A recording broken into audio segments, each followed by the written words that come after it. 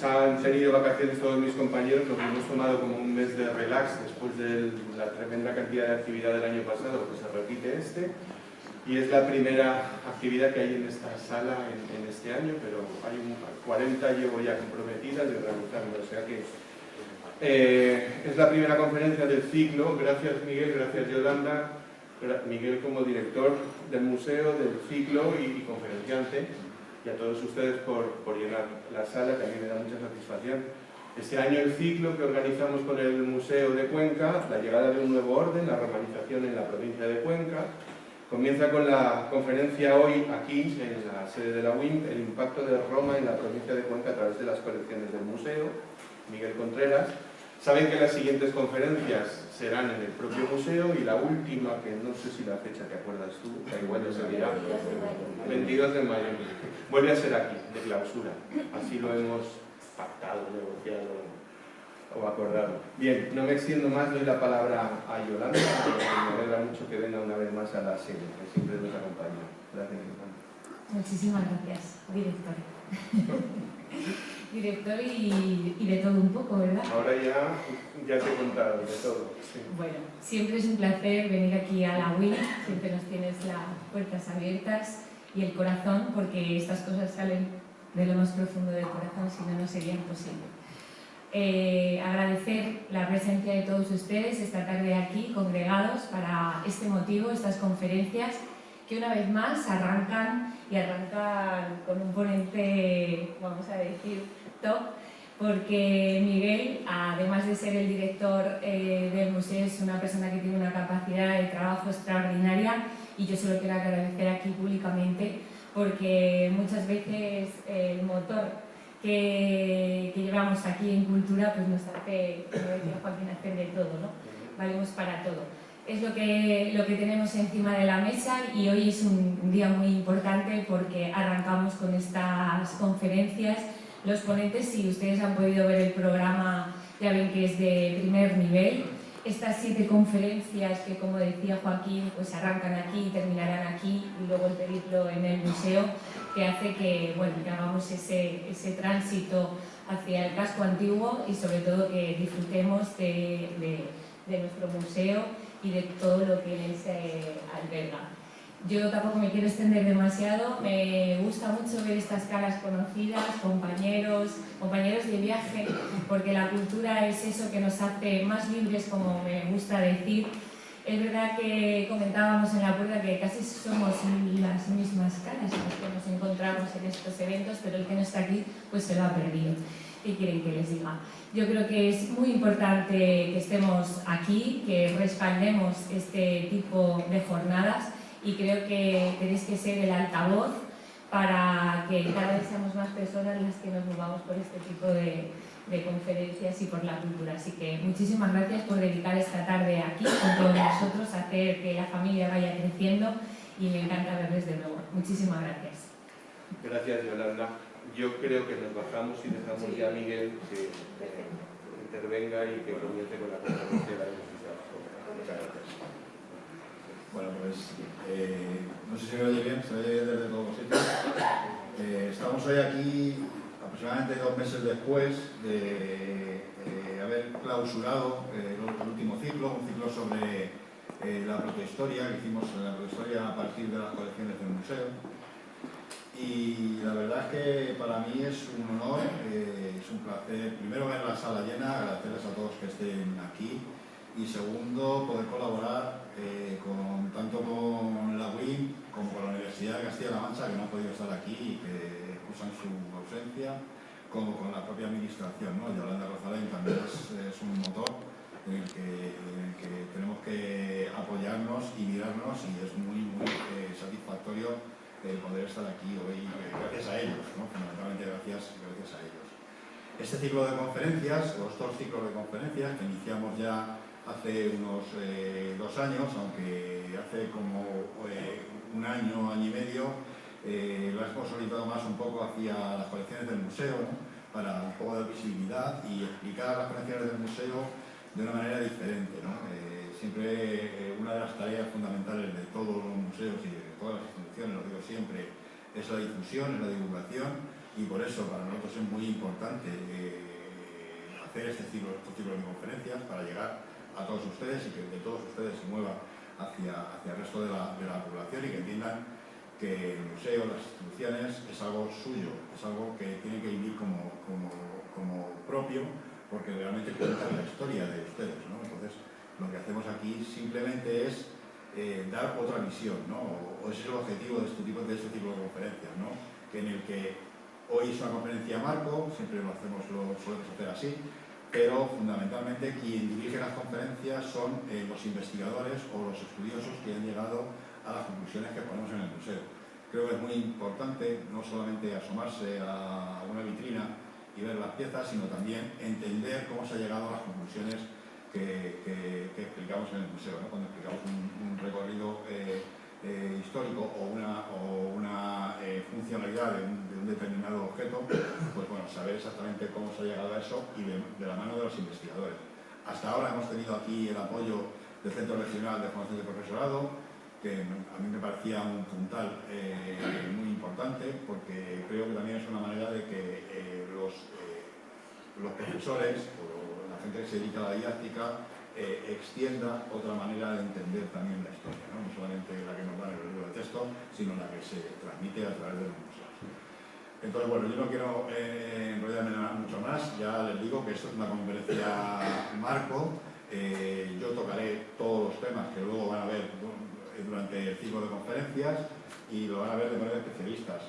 Voy a guiar la exposición de la organización, que es uno de los momentos, no voy a decir más importantes, porque creo que importantes son todos los momentos en nuestra historia, pero sí los que han dejado mayor registro, y seguramente lo más impactante desde el punto de vista de la difusión es la romanización. Entonces, el objetivo, esta mañana hablaba con un profesor de la universidad, el objetivo, seguramente hubiéramos tenido que poner aquí un número, ¿no? La romanización en la provincia de Cuenca número 1, y la idea es prolongarlo y hacer unos más ciclos sobre esta romanización, metiendo sobre todo temas específicos de investigación o temas específicos de análisis de determinados restos. Ya os digo que esto es una conferencia marco. Bien, la llegada a un nuevo orden. Bueno, esto directamente ya nos habla un poco de lo que queremos explicar, ¿no? Realmente, si lo siguieron el ciclo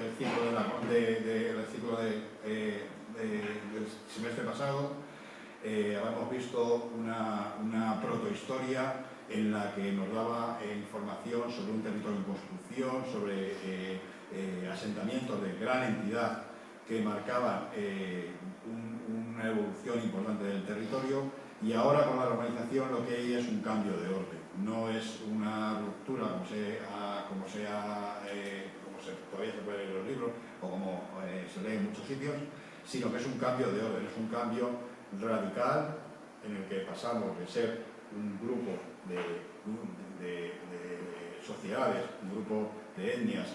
Hablábamos en el curso pasado de capetanos, hablábamos de íberos, hablábamos de celtíberos. Bueno, pues ahora pasamos a ser una provincia de un imperio, ¿no? Entonces, el desarrollo histórico y el desarrollo evolutivo de la península ibérica cambia totalmente de orden y de esfera, y eso es lo que quiero un poco mostrarles, ¿no? Dentro de este ciclo, la primera conferencia, es esta conferencia marco, que les voy a presentar yo, va un poco organizada, vamos a ir un poco enmarcando. Fundamentalmente eso, lo que quiero es que entiendan que esta va a ser una conferencia para enmarcar todo el desarrollo del ciclo, y también es una conferencia para enmarcar la organización a partir del recorrido que podemos seguir en el Museo de Cuenca, ¿no? Tiene un recorrido específico con unos ítems, y bueno, un poco me voy a basar en eso para ir explicando y para ir desgranando este tipo de aspectos, ¿no? Hablamos del impacto de Roma en la provincia de Cuenca a través de las colecciones del museo. Por supuesto, es en el territorio del interior peninsular. La provincia de Cuenca en ese momento no existía, ¿no? Pero sí es verdad que las colecciones del museo nos dan, o el recorrido museístico, nos da una información muy interesante sobre el desarrollo de esta época de nuestro pasado, ¿no? Bueno, si empezamos por hablar de romanización, no podemos entender la romanización solamente como fruto de un hecho o de un periodo concreto. La romanización es fruto de un intercambio, de una permeabilización durante muchos siglos, al menos 8 siglos, ¿no? Ya existían los primeros contactos, y eso lo vemos también en el museo. Antes de la propia presencia de los romanos, ya el mundo mediterráneo, sobre todo a través de las colonizaciones y los contactos coloniales, ya permitían o nos han permitido a los arqueólogos encontrar aquí materiales previos a la propia romanización, junto con los materiales de las colonias griegas, con los materiales de las colonias fenicias. O sea, ya tenemos en los siglos IV y III, y eso en las conferencias del ciclo anterior se puso de manifiesto, ya teníamos algún material que nos hablaba de esos contactos mediterráneos en este aspecto, pero claramente la organización o el cambio radical comienza con este periodo de conquista militar, ¿no? Que además conocemos a través de 2 tipos de fuentes, ¿no? De fuentes literarias romanas. Las primeras son las fuentes dedicadas sobre todo pues, al mundo de la evolución de los conflictos militares, ¿no? Tito Livio o Polibio fundamentalmente son los autores que nos hablan de este movimiento. Y luego hay otro grupo de autores también de esta época, también de época romana, como Ptolomeo o Estrabón, que nos hablan de la geografía, de qué se encontraron aquí los romanos y cómo estaba organizado el territorio, ¿no? A partir de todos estos datos podemos hablar de esa fase de conquista, ¿no? Una conquista que tiene sus pulsiones, ¿no? sus diferentes momentos.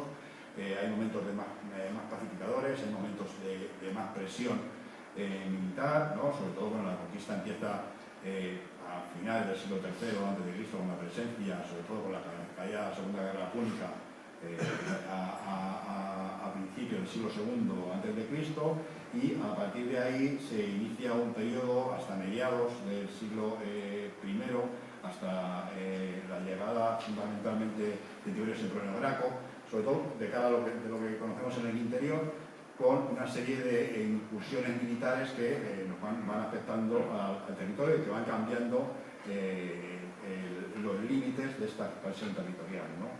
A partir de este siglo, mediados del siglo II a.C., a partir de 150 aproximadamente, pues el interior ya está prácticamente pacificado, aunque con una serie de conflictos. Empiezan también las incursiones contra el Viriato, contra las lusitanas. Bueno, es todo una vorágine que lo que está haciendo es incorporar el territorio, un territorio distinto, está incorporando el territorio a la órbita romana, ¿no? Este periodo del primer conquista militar acaba fundamentalmente con Augusto, ¿no? Cuando al final, hacia el 19, un poco 20 a.C., lo que hay es una reorganización. Parece que está, con el final de las guerras cántabras, parece que el territorio está más pacificado, ¿no? Siempre hay discusiones, siempre hay conflictos, pero parece que el territorio está más integrado, y entonces a partir de ahí hay una nueva reorganización del territorio, y básicamente lo que van a ver ustedes en el Museo de Impacto Romano es a partir de ese periodo, ¿no? A partir de los siglos I y III, esta época altimperial es una época de prosperidad, una época de clara manifestación de lo que es la romanidad, con una administración basada y una organización basada fundamentalmente en 2 aspectos que se ven muy bien en el recorrido del museo. Primero, las vías, la protección de las vías, que la veremos luego después, y además hay una conferencia específica el día 20 de marzo de Julián Torrecilla sobre las vías romanas en el territorio del interior peninsular, en esta provincia, en este interior de Cuenca. Y el otro elemento romanizador básico son las ciudades, ¿no? A partir de ahí se compone toda la organización del territorio. Esto no quiere decir que no haya otro tipo de asentamientos o no haya otro tipo de explotación de enclaves para explotar el territorio, que también lo veremos, ¿no? Bueno, a partir sobre todo del siglo I al III, pues es esta reorganización, esta pacificación, esta organización del mundo romano. En el siglo III empieza a haber fundamentalmente unos cambios. Estas ciudades dejan de tener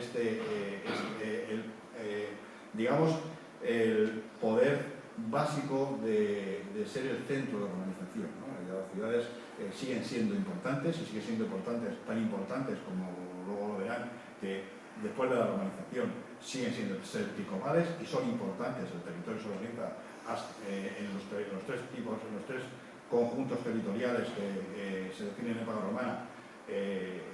Sigue existiendo prácticamente hasta la dominación árabe, ¿no? Luego ya hay unos cambios de conventos y otros cambios diferentes, pero lo que hay es una modificación de los esquemas, ¿no? Y luego estamos hablando ya a partir de la caída del Imperio Romano, este periodo tardo-antiguo, ¿no? que es una evolución de la romanidad, ¿no?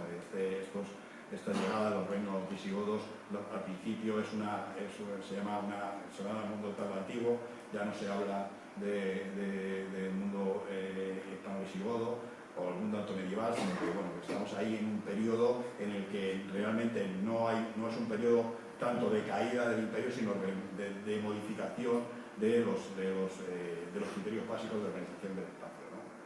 Bueno, en esto ven aquí que hay un desarrollo, esto es una evolución general de los aspectos cronológicos. ¿Cómo se organiza el territorio? Bueno, pues aquí lo tienen también muy claramente, pero lo van a ver mejor en lo siguiente, ¿no?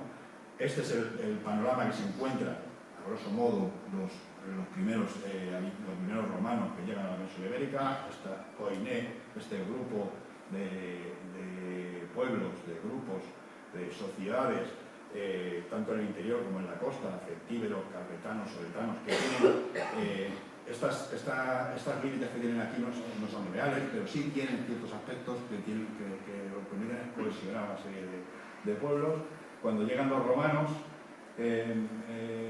como les digo, a finales del siglo III y sobre del siglo II antes de Cristo, cuando acaban la Segunda Guerra Púnica y empiezan a colonizar la península ibérica, pues primero hay una división administrativa de toda la península ibérica que se mantiene durante toda la conquista en dos provincias, la España superior y la ulterior, que se van modificando según cuyos límites se van modificando según van avanzando los avances de la conquista, pero que básicamente esas dos provincias, esas dos Hispanias, se mantienen hasta la organización de Augusto, ¿no?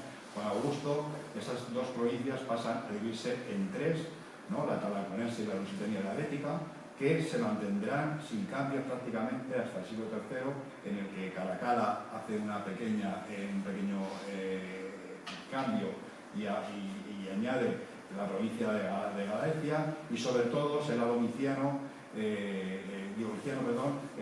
después también quien divida ya la península ibérica en 6 provincias, ¿no? Añadiendo la Baleárica y la Mauritania Tingitana, ¿no?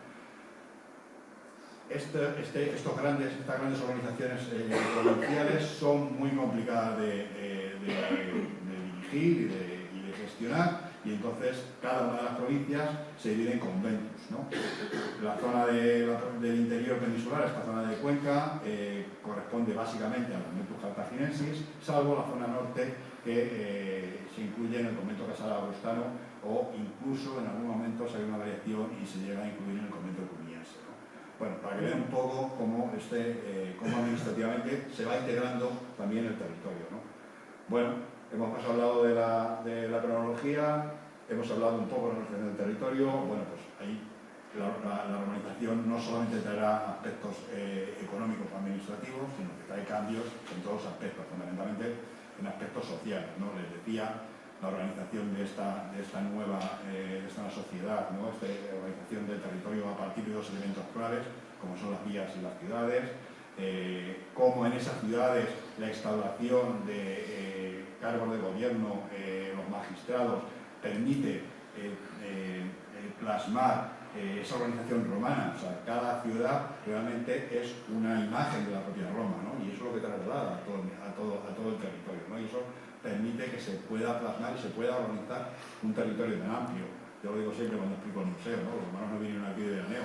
La península ibérica está muy bien, pero ellos vinieron a explotar el territorio, ¿no? Y para eso había que organizarlo, ¿no? Y para eso organizan las ciudades, organizan las vías romanas, ¿no? ¿Qué nos queda de esto? Bueno, pues nos quedan unos cambios importantes en la economía, ¿no? Cómo se organiza esto, pues a través de la moneda, la cultura, ¿no?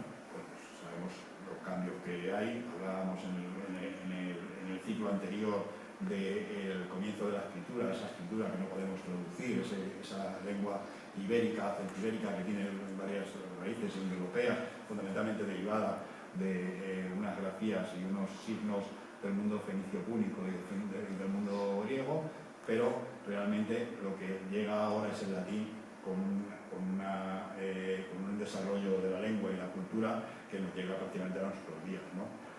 Aspectos relacionados con todos los ámbitos de la sociedad, y como luego veremos, el adorno, la religión, ¿no? Que es muy importante, ¿no? Porque cuando uno plasma los esquemas mentales en toda la población, pues uno realmente está cambiando su forma de vivir, su forma de entender el territorio, ¿no? Bueno, esto en cuanto a los aspectos marcos de la romanización.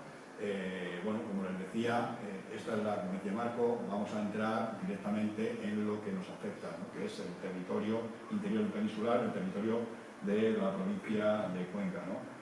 Si hacemos un recorrido por el museo, y si han estado, seguro que todos ustedes lo conocen muy bien, pues bueno, básicamente esto es lo que pueden ver, ¿no? Cómo la organización de la organización en Cuenca está organizada a partir de unas primeras salas que nos hablan de la conquista, de la organización del territorio, a partir de las vías y las ciudades, ¿no? Unos elementos de la nueva sociedad, la importancia del fenómeno urbano, otros territorios, ¿no? Otros enclaves, ¿no? De la provincia de Cuenca, que además no podemos entender todavía claramente su naturaleza, no sabemos si corresponden a un tipo de urbanización más rural, del campo, si son espacios periurbanos, si son pagis, si son diferentes elementos. Sabemos que hay una ocupación, ya lo verán, en el plano correspondiente, pero no tenemos, de hecho hay algunos autores que llegan a ubicar en la provincia de Cuenca hasta 5 ciudades romanas, ¿no? De las que tenemos identificadas. El Águer no se entiende las ciudades sin la explotación del entorno, ¿no? El campo, ¿no? El esquema típico de la época romana, sobre todo el que trae el Mediterráneo, son las villas, ¿no? Y de las villas tenemos claros ejemplos, todos los tienen en su cabeza la villa de Noeda, pero bueno, hay más ejemplos en la provincia de Cuenca, ¿no? Y uno de los elementos que están tratados de forma diferente, pero que creo que son importantes para ver cómo se llega a plasmar el mundo romano de la nueva sociedad, es hablar del mundo funerario, ¿no? Cómo cambian los esquemas mentales y cambian los esquemas religiosos, ¿no? Cuando una sociedad cambia sus esquemas religiosos es porque hay un cambio total de las estructuras, ¿no?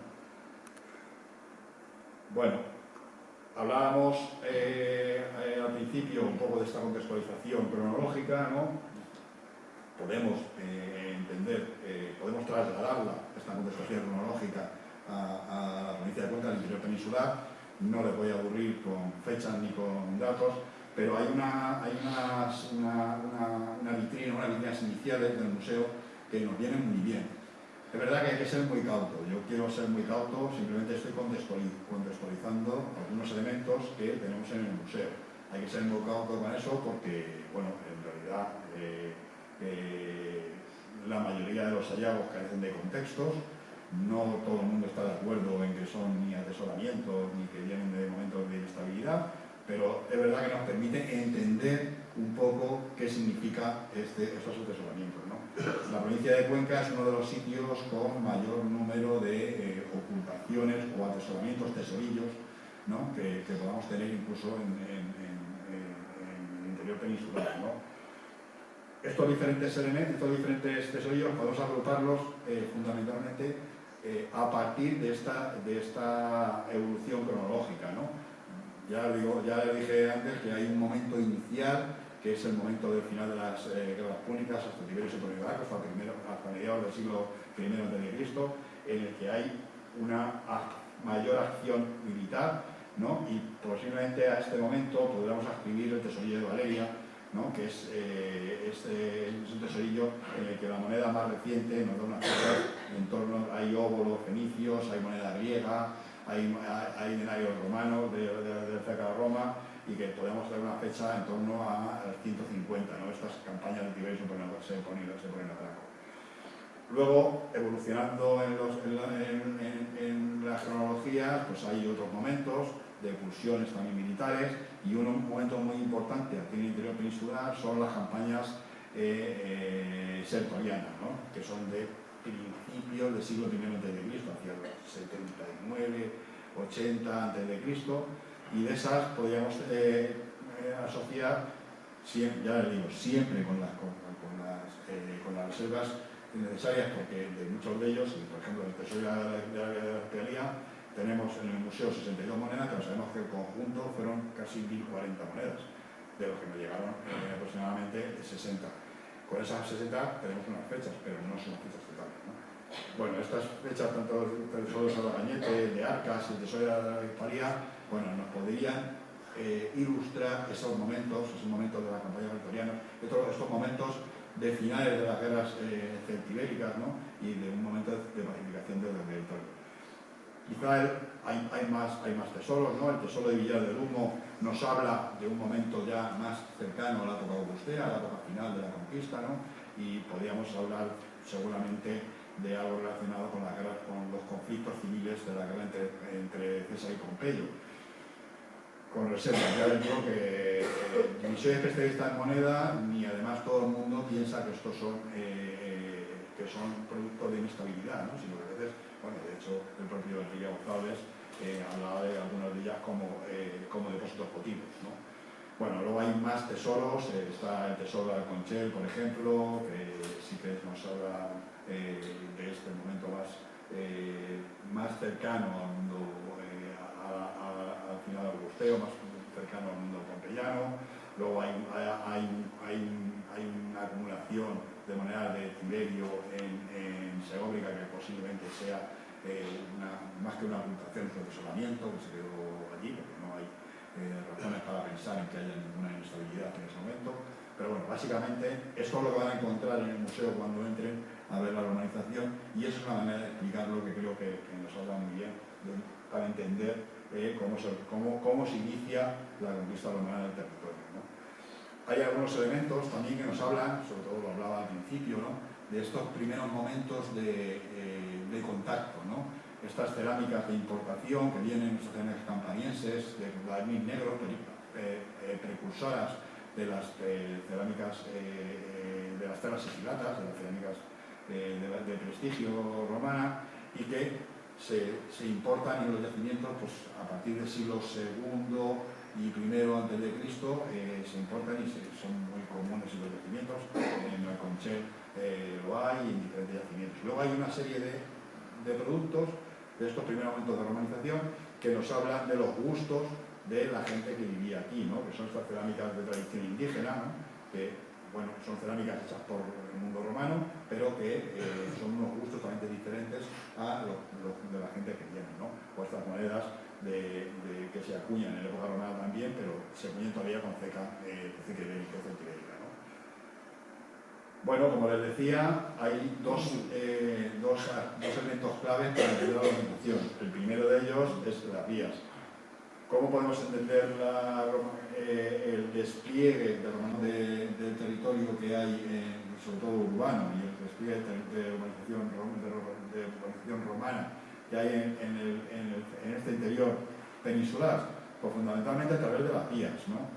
Por esta zona, un punto clave que luego lo veremos también es la ciudad de Segóbriga, una ciudad que conecta directamente el interior peninsular con Cartago Nova, con uno de los puertos más importantes de la península ibérica, y además desde ahí se bifurca hacia el norte, una hacia Complutum y otra por el Cádiz, hacia Segontia, Bilbilis y Casa de Augusta, y a partir de ahí saldría a Tarraco, se diseñaría un arco de comunicaciones, ¿no? Desde Cartago Nova por el Ceba del Interior hasta Tarraco, que permitiría la salida y entrada de productos y de personas, ¿no?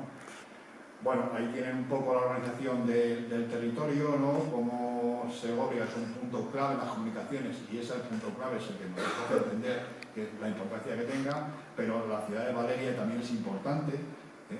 Cada ciudad tiene un aspecto, tiene una naturaleza, o la ciudades arcáicas. Son puntos claves en el desarrollo viario y en el desarrollo de la urbanización. Valeria, porque marca el punto de comercialización y de explotación de toda la riqueza forestal de áreas especulares, ¿no? Todos los conjuntos mineros se organizan en torno a la vía que une Segovia, Ercárica, Vilbis y Segovia del Tarragona, ¿no?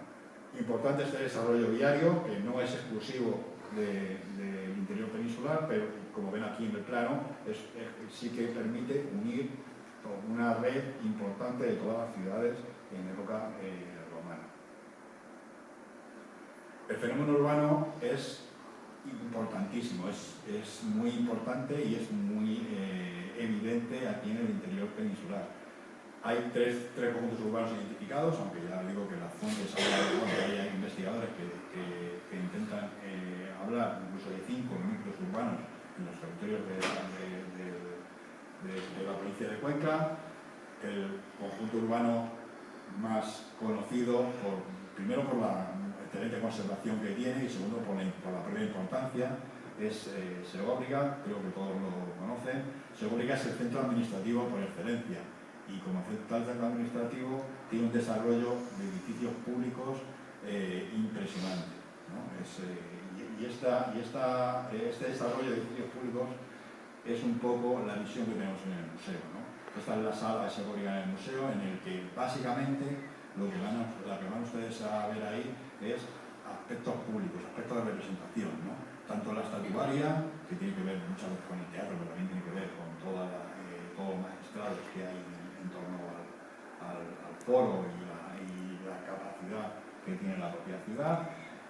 La etnografía, ¿no? Con este pedestal de un prefecto factum, que es un magistrado encargado del mantenimiento de las vías públicas, ¿no? O de la obra pública en época romana. Bueno, este desarrollo arquitectónico de grandes capiteles que también tenemos en Segovia, o la propia representación escultórica de las cabezas tanto de Augusto como de Valentina que tenemos aquí. Es un desarrollo de un conjunto público, un conjunto muy interesante. La segunda gran ciudad que tenemos, y que todos conocen también, seguro, es Valeria, ¿no? La ciudad de Valeria es la que administra toda la riqueza forestal de estas tierras, ¿no? La riqueza forestal es muy importante y es una gran desconocida en lo que entendemos por la explotación del territorio, pero los romanos son los primeros grandes deforestadores, son los que consumen madera de forma masiva, ¿no? No solamente en la vida normal, sino pues, para incentivar todo el desarrollo minero, para las termas, para la construcción.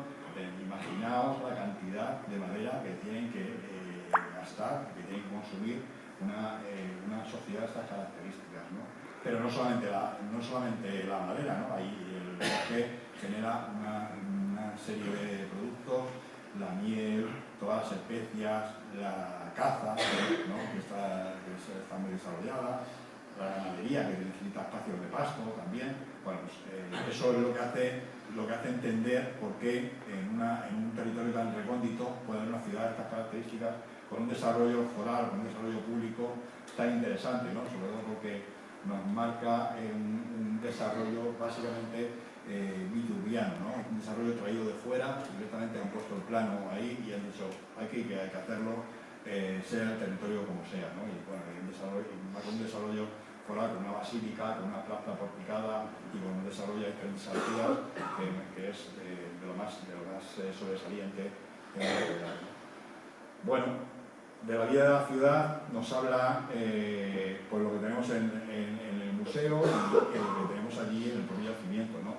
Este lapidarium, que es un edificio que está habilitado para enseñar un poco la epigrafía y otros elementos de tipo ornamental o de tipo arquitectónico, nos marca también, nos habla también de la sociedad, ¿no? Hay un conjunto de inscripciones votivas instituciones imperiales, ¿no? Que nos hablan un poco del desarrollo de estos magistrados, del desarrollo de esta ciudad, pero también hay, y sobre todo en la mayoría de las ciudades o de los yacimientos, hay un conjunto de estelas, aproximadamente el 90%, el 80%, que son estelas funerarias, ¿no? Y que nos hablan de la sociedad que hay allí, ¿no? Y que nos hablan de los libertos y de los esclavos y de las relaciones que puedan tener las familias, el tipo de familia que hay, ¿no? Nos hablan, es muy interesante, y además les aconsejo que lo vean porque merece mucho la pena, ¿no? Dentro del museo también tenemos un conjunto público, un conjunto de elementos de carácter público muy importante, ¿no? Como esta cabeza del emperador Trajano o como estos fragmentos de cultura de bronce que no hay en el resto de las ciudades. No hay tanto conjunto de elementos de cultura de bronce en el resto de las ciudades de aquí del interior peninsular, pero en Valeria sí, ¿no? Y luego hay una referencia muy interesante también en Valeria, que es la referencia al ejército, ¿no? Aparte que tenemos este gladiador, tenemos una representación de un águila, posiblemente de algún estandarte o algún pendón militar, y que nos habla de la importancia también de defender estas tierras, ¿no? La importancia del ejército en estas sociedades, ¿no? Este tipo de sociedades. La tercera gran ciudad es el Cádiz. El Cádiz tiene un desarrollo lineal, un desarrollo que además está fortificado, es una ciudad fortificada y que tiene un desarrollo lineal porque está directamente en la vía de comunicación entre el sur y el norte, ¿no? Entre Segóbriga al sur y toda la zona de comunicación con la zona de Mérida, Toledo y todo el interior peninsular, y la zona del norte, Vilvis, Casa de la Augusta y Alcón del Vigo hasta llegar a Segóbriga, el Cádiz, tiene también un carácter muy importante, primero porque es el sitio natural para la salida y la comercialización de todos los productos mineros, hacia el norte, hacia el tabaco y hacia el resto del imperio, y segundo porque los desarrollos urbanísticos que tienen, sobre todo, son más aunque tienen un espacio foral muy importante, pero tienen también caladas unas viviendas de planta itálica, ¿no? Con estos peristilos centrales, con estas ínsulas que, bueno, nos marcan unos gustos claramente mediterráneos, ¿no? El Cádiz es también, junto con Segóbriga, una ciudad que acuña moneda, ¿no? Que también tenemos un as de Augusto, con la denominación del municipio, ¿no? Ya con Augusto se eleva la categoría jurídica de todas las ciudades del imperio y se les eleva a municipio. Bueno, pues aquí Cádiz es uno de los municipios del Saladino Viejo, que tiene además vinculaciones, igual que ha tenido Valeria, igual que ha tenido Segóbriga, con la familia imperial, con este Lucio Vero, con esta Valentina, y luego tiene una serie de elementos religiosos que nos hablan también de esta nueva sociedad, ¿no? Estos ucranios, estas patrias, estas antorchas, nos hablan de una religión nueva, de una religión que impregna toda la vida pública de este momento, ¿no? Diferentes elementos que se pueden ver en Segóbriga, que todos conocen, elementos médicos que hay, bueno, las letras de bronce,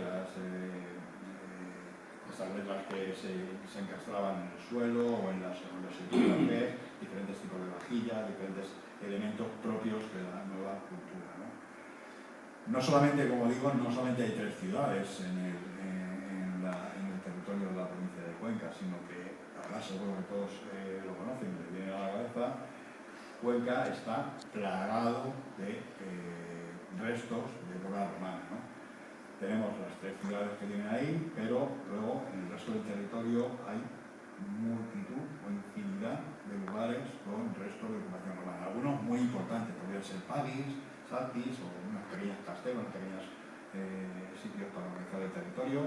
Bueno, ahí tienen algunos materiales de algunos sitios.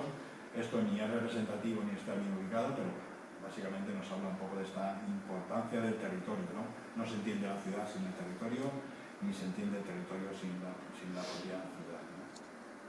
Bueno, hemos hablado de las vías, hemos hablado de las ciudades, hemos hablado del territorio.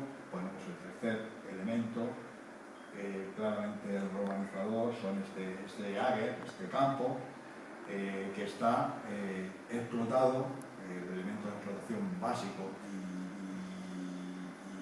diferenciador, ¿no? Identificativo del mundo romano son las villas, ¿no? Las villas. Las villas, que son unidades de explotación del territorio, no son más que esto, ¿no? O sea, no son, tienen su espacio de representación, tienen su paz urbana, ¿no? Pues un palacete, un palacio, palacete a veces son grandes palacios, depende un poco de la categoría de la ciudad, pero tiene alrededor una serie de estancias relacionadas con la explotación, ¿no? Esa paz rústica, pues zonas de almacenaje, establos, graneros, todos los sitios donde se puede acumular la riqueza de la del entorno para luego llevarla por el trazado viario y exportarla y repartirla al resto del imperio, ¿no? Bueno, otra de las villas importantes que no les he dicho antes, pero no me puedo ir sin nombrarla porque si no me van a preguntar seguro después, pues es la Villa de Novelda, ¿no? O sea, la Villa de Novelda es una de las joyas que tenemos en la provincia de Cuenca, pero no es más que eso, es una villa que tiene un momento de esplendor muy importante, con una familia seguramente vinculada a la familia imperial romana en el siglo IV, lo que tiene es un desarrollo de la paz urbana, de la paz del palacio muy grande, pero alrededor tiene el resto de los elementos que puede tener una villa, ¿no? Esa paz rústica y esa paz fructuaria, ¿no? El resto del territorio, que es lo que hace, que lo que hacen es explotarlo para comercializar. El territorio, ya os he ido diciendo, los romanos, como les decía, no vienen aquí de veraneo, vienen a explotar el territorio y lo tienen muy claro, ¿no? Y desde el principio dividen todo lo que es el territorio, todo lo que es el área en torno a la ciudad en diferentes espacios relacionados con la explotación. Lo más conocido y lo más básico, pues la agricultura y la ganadería, ¿no? El interior peninsular se caracteriza también fundamentalmente por estas explotaciones de campos de esparto, elementos agropecuarios, elementos de ganadería, igual que hay en la actualidad, las vides, ¿no? La viña es una planta que se generaliza ahora en esta época, ¿no? Y a partir de aquí se explota y se comercializa, ¿no? Los recursos forestales, que acabo de decir, hablar de ellos en Valeria, ¿no? Esa explotación de la madera, esa explotación de todo lo que son las especias, la caza y todos los recursos forestales. Y por supuesto, un elemento diferenciador de esta zona del interior peninsular son las explotaciones de aves especulares, ¿no? Aquí tenemos localizadas al menos 23 o 26 conjuntos mineros. Cada conjunto minero agrupa una gran cantidad de galerías mineras también. Entonces, a partir del siglo I, fundamentalmente, así lo dice Tito Livio, el lapis specularis, el espejuelo que se utiliza como cristal de ventana, de más calidad de todo el imperio, está en torno a 120.000 pasos en torno a Segovia, ¿no? Y eso se explota intensivamente desde el siglo I hasta el siglo III, ¿no? Y bueno, ahora mismo los restos, y hay una conferencia que nos dará Juan Carlos Isabo, además lo dará aquí, y María José Bernaldez el día 22 de mayo, sobre el lapis specularis, ¿no? Ellos nos hablarán específicamente sobre este material, que es un elemento, es el motor de riqueza de todo ese territorio en estos primeros momentos, ¿no? A partir del siglo III, sobre todo con la posibilidad de fabricar vidrio plano por los romanos, la producción de lapis specularis desciende bastante y la importancia de este territorio también desciende bastante en el resto de lo que es el imperio, ¿no? Bueno, lo que les decía, hemos hablado de territorio, hemos hablado de explotación, hemos hablado de recursos. Bueno, pues esto se traslada a la sociedad, ¿no? Y así lo podemos ver en el Museo de Cuenca, ¿no? Tenemos una nueva organización social basada en la cúspide, basada en un emperador, ¿no? Y todas las ciudades tienen una vinculación directa con la familia imperial. Tanto Segóbriga como Valeria como Arcádica tienen una relación muy directa con las familias imperiales y así se representa, ¿no? Aquí vemos la cabeza de Vespasiano o la cabeza de Lucio Vero, o esta evolución de los recorridos imperiales a través de la moneda. Luego tienen un desarrollo importante las ciudades, a partir de los magistrados locales, ¿no? Los Miri o los Flamines que están gobernando, organizando el territorio de las ciudades, y una gran presencia del ejército, ¿no? Esta es una nueva organización social y otros elementos que ahora también se implementan, ¿no? Como este culto a una religión que es una religión que no solamente se trae de fuera, sino que se aplica con elementos de los propios territorios conquistados. Tenemos en el museo, por ejemplo, hay uno de las representaciones de dioses que tienen unas influencias claramente egipcias, o bueno, algunos que tienen más que ver con Centro Europa, pero bueno, la cabeza de Marte, el dios Baco representado, estos elementos de liturgia que se encuentran directamente en las ciudades romanas, ¿no? Ciudades museográficas. Los cambios afectan no solamente a aspectos sociales y religiosos, sino afectan a la vida cotidiana, ¿no? Un cambio en estos elementos de iluminación, ¿no? A las lucernas, que además son de diferentes tipos, dependiendo de la época y además dependiendo de la funcionalidad. ¿Saben? Ustedes saben un tipo de lucernas que se da exclusivamente para la explotación de las minas, o unas lucernas que tienen fabricación directamente en el norte de África y nos habla de una relación muy directa con estos territorios. La llegada, bueno, sobre todo la expansión, ¿no? O la normalización del consumo del vidrio, aunque muchos de ellos son productos de ajuares funerarios, ¿no? De elementos funerarios, y por eso se han conservado, pero bueno, nos hablan también de que el vidrio es un nuevo material que entra en la vida cotidiana, ¿no? Los adornos personales, con estas hojas de pelo, con estas figuras, estos anillos, con gemas, collares, y bueno, pues el elemento clave en todo desarrollo arqueológico, que es la cerámica, ¿no? Cerámica de representación, cerámica de lujo, como estas caras sigilatas, que se hacen en diferentes sitios, y además ahora lo que nos marcan es una relación muy clara entre todos los elementos, los puntos del imperio, ¿no? O sea, podemos encontrar, ahora no nos marcará, sonará raro, encontramos una tela sigilata cuyo sello nos hable de que se ha fabricado en Italia y la encontramos aquí en el interior, como hay cerámicas de aquí, de cerámicas de alfares hispánicos que se pueden encontrar en la zona de Germania o en la zona de Italia, ¿no? Dependiendo un poco de la época, dependiendo un poco de los alfares, las producciones ahora se hacen de forma masiva, estandarizada, ¿no? Entonces, como se produce de forma masiva, se difunde de manera masiva también, ¿no? Las cerámicas comunes, que bueno, se hacen, ya no son tan producciones locales, sino que también se hacen para exportar, o estas cerámicas de almacenaje y transporte, que además en las que Cuenca tiene un papel muy, muy interesante.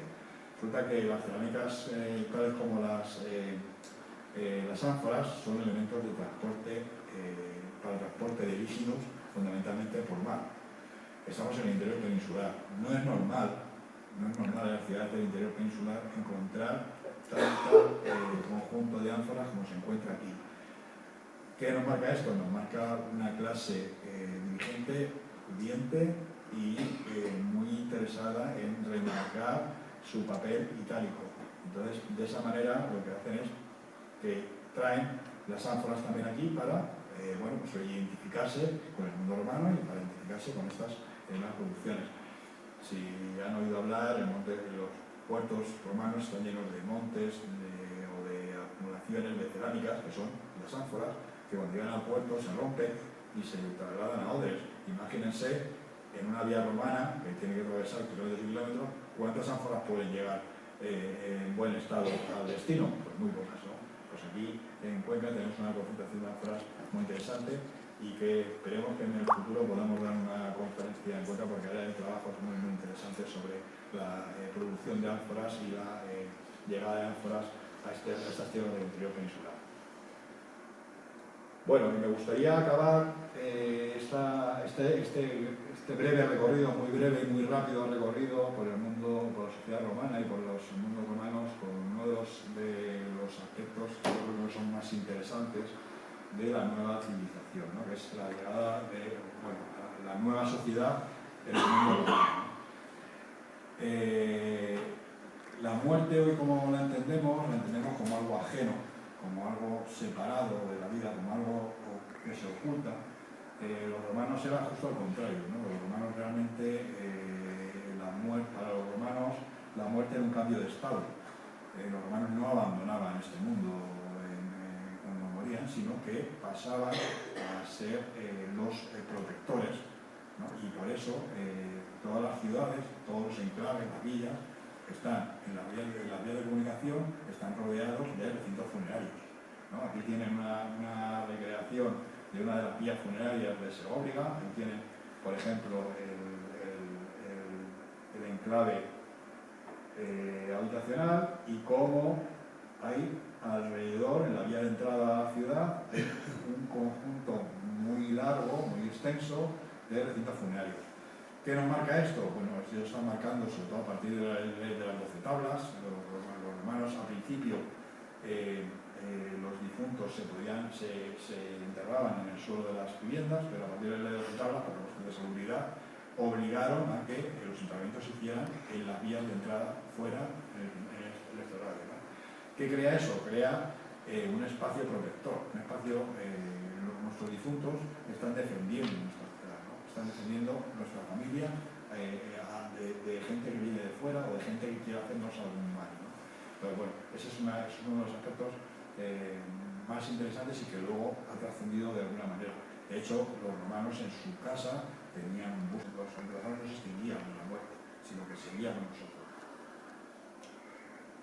Bueno, aquí tenemos algunos ejemplos. Esto no solamente pasa en las ciudades, como les decía, algunos ejemplos de organización funeraria en Cuenca. Ahí tenemos el mausoleo de Albedea, hace unos años, antes de rehabilitarlos, o edificios funerarios de esta vía funeraria que hemos visto en Segóbriga, o este epígrafe que es de Valeria, ¿no? Que nos habla de un reconocimiento a los difuntos que se hace a la entrada de la ciudad. Imagínense, para cualquier viajero que va a entrar en la ciudad, lo primero que se encuentra son todas las vías funerarias, ¿no? Todos los espacios funerarios. Se encuentra una representación, además, bueno, los espacios funerarios estaban abiertos, se podían ver desde la propia vía, y entonces lo que nos marca un poco es el tipo de sociedad que había dentro de la propia ciudad, ¿no? Importante, con la llegada de los romanos hay un cambio, otra vez un cambio de rito, ¿no? Funerario. Al principio, lo vimos en el ciclo anterior, vimos que se había generalizado de forma protohistórica el uso de la incineración para los difuntos. En los primeros momentos de época romana también, ¿no? Pero a partir sobre todo del primero, bueno, no es un momento concreto, cronológico concreto, sino que poco a poco se va instaurando. Lo que hay es una vuelta a la inhumación, ¿no? Por diferentes motivos, no solamente por la llegada de la religiosidad, del cristianismo, sino también por una mayor importancia del individuo, por una mayor presencia de los individuos dentro de la vida cotidiana. Porque lo que se hacen es, bueno, pues, el individuo lo que hace es trasladarse, y así lo vemos en alguna de las tumbas. Aquí tienen una tumba, por ejemplo, no es de aquí de Cuenca, pero es una casa funeraria, y lo que tiene es una reconstrucción de lo que era una casa, ¿no? Está cubierta con tejas, en su interior está depositado el difunto con una serie de ajuares que, además, a través de unos tubos ligatorios que tenemos, pues cada año lo que se hacía era un poco revivir y un poco homenajear al difunto para que el difunto estuviera con nosotros, ¿no?